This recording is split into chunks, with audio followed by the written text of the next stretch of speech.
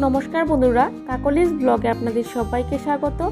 আজ আমি আপনাদের সাথে শেয়ার করব আলু দিয়ে চিকেন কারি রেসিপি। কিছুদিন আগে আমি মটন কারি রেসিপি শেয়ার করেছিলাম, তখন আমাকে একজনে অনুরোধ করেছিলেন চিকেন কারি রেসিপিটা শেয়ার করবার জন্য, আর তারই অনুরোধেই আজকের এই চিকেন কারি রেসিপিটি শেয়ার করা।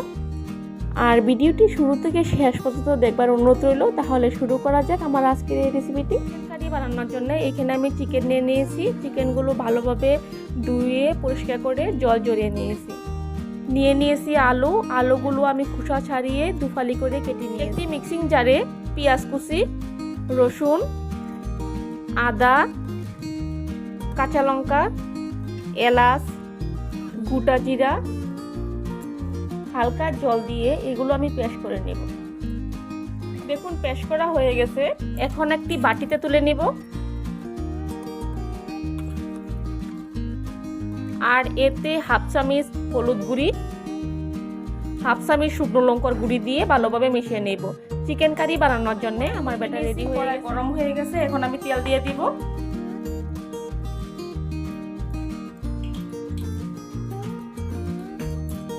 আর আলুগুলো ভেজে নেব।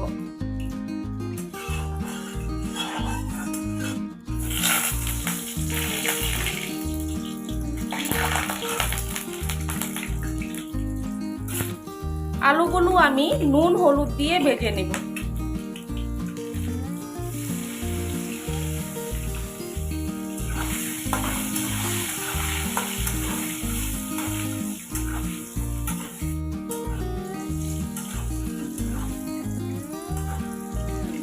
দেখুন আলুগুলো ভাজা হয়ে গেছে। এখন আমি আলুগুলো তুলে নেব।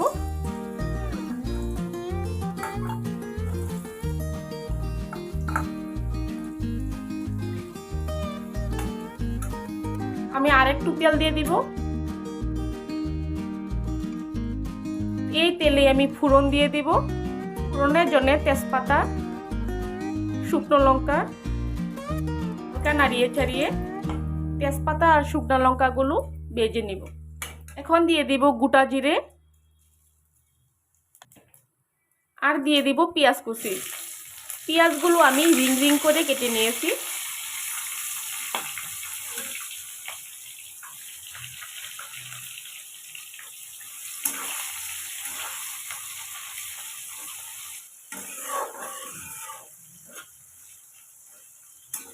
দিয়ে দিব কিছু গোটা গরম মশলা, যেমন লবঙ্গ, দারচিনি আর গোলমরিচ দিয়ে আবারও নাড়িয়ে চাড়িয়ে এগুলো আমি ভালোভাবে ভেজে নেব।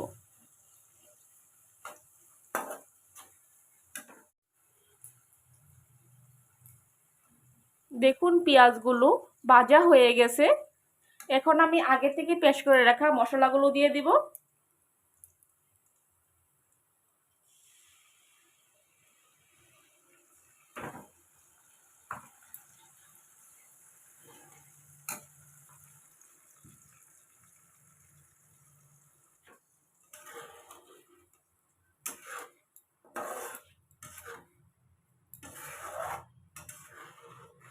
গ্যাসের ফ্লেমটাকে লো করে মশলাগুলো আমি ভালোভাবে কষিয়ে নেব।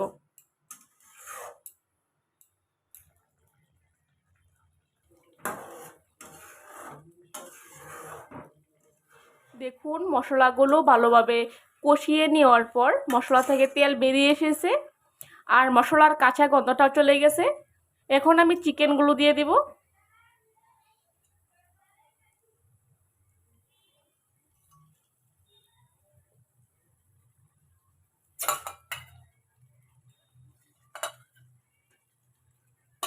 সাথে আমি আলুগুলো দিয়ে দিব।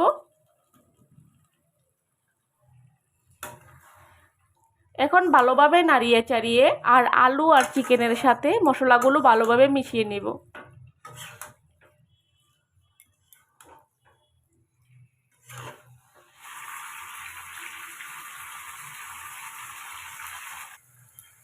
দিয়ে দিব স্বাদ মতো নুন।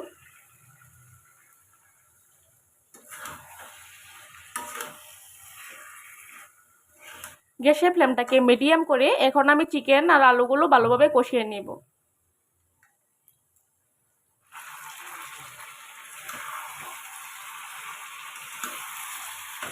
দেখুন চিকেনগুলো কষানো হয়ে গেছে আর চিকেনগুলো 50% হয়ে এসেছে।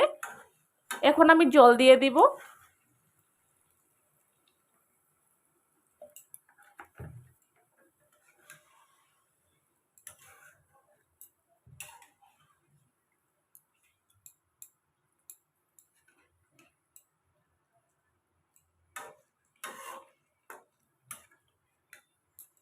আমি আরেকটু জল দিয়ে দিব।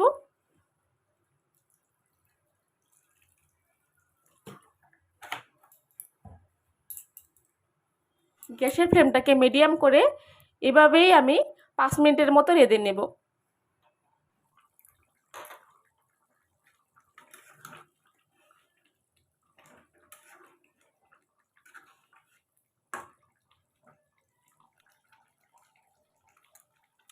পাঁচ মিনিট রেঁধে নেওয়ার পরে দেখুন আমার আজকের রেসিপি রেডি হয়ে গেছে। এখন আমি গ্যাসটাকে অফ করে দিব। আশা করি আমার আজকের রেসিপি আপনাদের ভালো লেগেছে। যদি ভালো লেগে থাকে আপনারা বাড়িতে অবশ্যই ট্রাই করবেন আর রেসিপিটি কেমন হয়েছে কমেন্ট করে জানাবেন। আমার চ্যানেলে যদি নতুন হয়ে থাকেন চ্যানেলটাকে সাবস্ক্রাইব করে পাশে থাকা বেল আইকনটি প্রেস করে দিবেন।